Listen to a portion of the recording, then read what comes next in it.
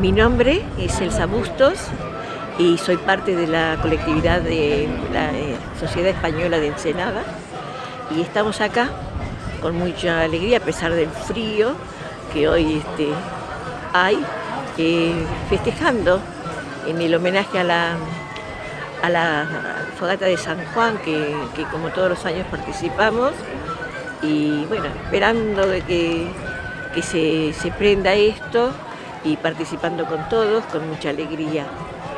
La Sociedad Española hace ya 18 años que ha sido fundada acá en Ensenada, y cuenta con muchos socios a los que nos gusta participar en todos los eventos en los que podamos. Así que es muy grato, ya me he presentado, es un honor para mí compartir con todas las colectividades. Hola, ¿qué tal? Mi nombre es Eliana Percelio, soy la colectividad cabaverdiana y aquí estamos en la fogata de San Juan, que venimos a celebrar y a compartir con nosotras colectividades de acá de Ensenada. Un momento lindo y cada uno va a mostrar sus comidas típicas, a mostrar sus bailes típicos y a aprovechar las comidas típicas que tiene cada uno. Bueno, mi nombre es Anaí, ella es Erika, nosotros representamos a la fraternidad Simones de Urcupiña y bailamos caporal, que es una danza típica de Bolivia. Igual hoy también se va a bailar morenadas, que es otra danza típica de Bolivia. Y nuestra historia, nuestra danza cuenta un poco de lo que es la historia de Bolivia. El evento es la noche de San Juan, es para recibir el invierno, es la noche más fría. Lo que hacen en Ensenada es reunir a todas las colectividades y poder celebrar esta noche mágica, donde se puede saltar a la fogata y pedir deseos. Mi nombre es Juan Carlos, soy de la agrupación tradicionalista Campo de Pato, La Montonera.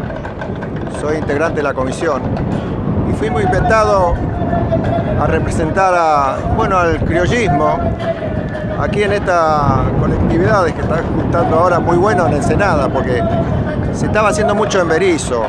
Está bien, hay más colectividad en Berisso. Y acá en Ensenada se está como dando el pie inicial para volvernos a encontrar todas las colectividades. Y la montonera representa lo que vendría a ser el criollismo. Entonces nosotros hemos venido a representarla, hemos bailado una samba, hemos bailado un gato, una chacarera.